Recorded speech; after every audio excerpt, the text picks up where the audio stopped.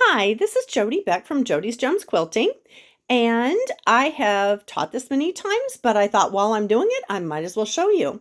This is what I do when I have a quilt that's too big to put on my cutting table to cut around it before I put the binding on.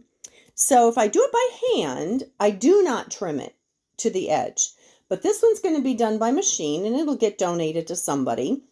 And so I am doing it where I trim it completely around it. But let me show you how this works. First of all, I had to clean the floor. So if your floor looks like mine, it's got dust bunnies all over it and threads. So I dust mopped my floor first. Then I laid out my mat, and this is a 24 by 36 inch mat. This is a quilt that's about 60 by 60 inches, but it would work for any size. And I could do it on my dining room table too, but I'd have to like clear it off. And right now I set it. It's always got linens on it and candles. And so I didn't want to do that. And my cutting table's just big enough, but I'd have to move stuff around it. So I thought I would start with this and show you how I typically do it. So what I do is, let me get this out of the way. There's my website in case you need it. This is one of my patterns right here. This is my new one, my Scrappy Squares number 5. And I have a couple of tools that I use all the time.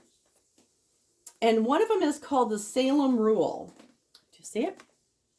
Salem Rule. And it's really hard to find these. I don't think they manufacture them anymore, but it's the only folding ruler that I absolutely love. It actually brings it up to 24 inches. So it makes a 24-inch square. So what I do is I start in a corner and I line it up, and you have two options. You can either mark it with a marking pencil if you're going to put the binding on by hand, and that way it gives you an edge all the way around it. That was an old tip from 20 years ago that Alex Anderson had. And in this case, because I'm going to put the binding on the back and then roll it to the front, I need it all trimmed up ahead of time.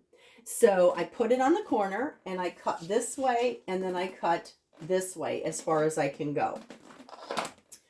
If you do not have this ruler, then your other option is to get your biggest square ruler you have, like this one. This is a 15 by 15 inch square. You put it in your corner, just like this, and you lay out your long ruler, your 6 by 24 inch ruler, right alongside of it, and you line it up. And this will help you. These have to be butted together.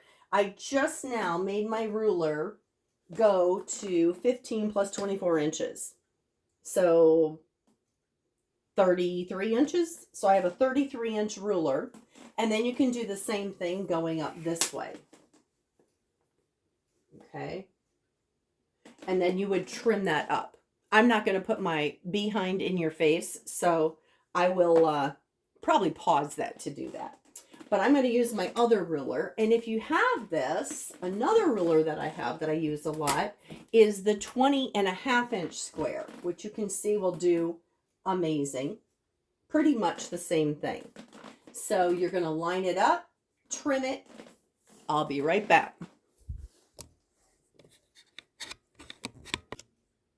So your biggest challenge is going to be making sure, critical, that everything underneath the quilt is not tucked under.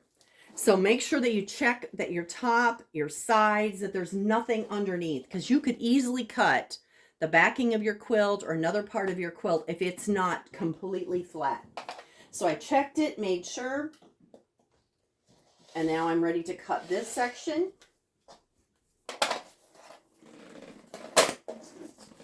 Gonna turn it, and you can see this was the bottom of my quilt, and I had plenty of fabric left over, and I didn't want to cut it just 5 inches. If I want an extra whatever's left, who cares? It just goes on the roller because I long arm quilted this. So what I'm going to do is, once again, make sure everything's nice and flat, that there's nothing, and you got to make sure you got the mat underneath you. So check that.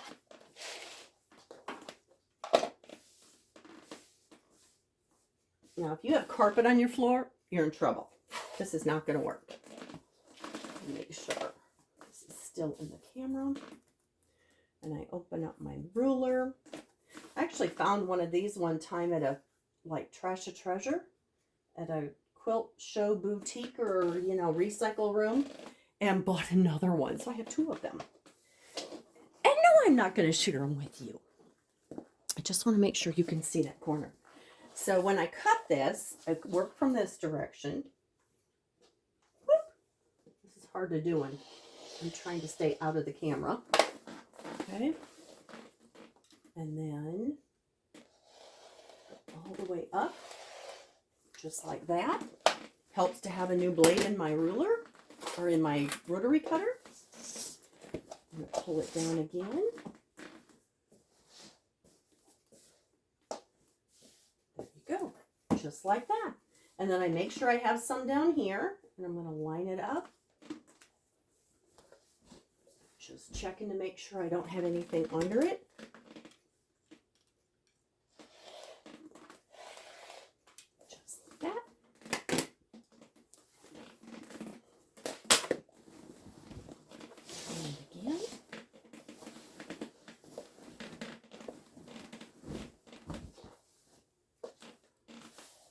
See how nice it is when you got a big space?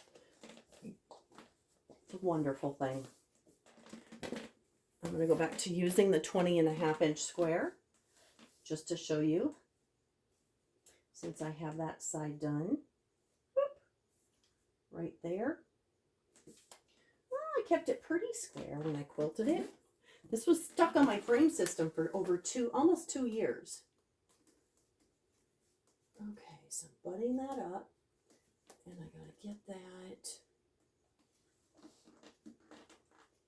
like that. Okay. Does that make sense?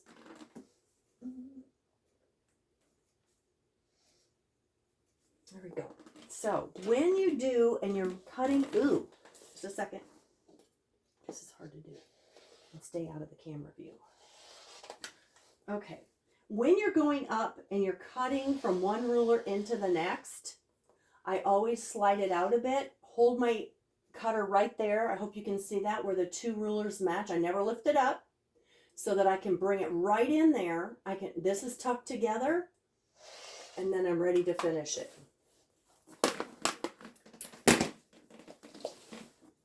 And normally I would have gone ahead and cut that completely.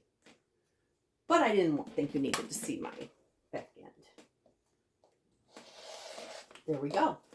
So now all of this that's left over, what I do with it is I cut these strips off. And this gets cut into strips or squares, and it will be used for the next quilt. I kept enough of this. I'm hoping I have enough for a backing on another quilt.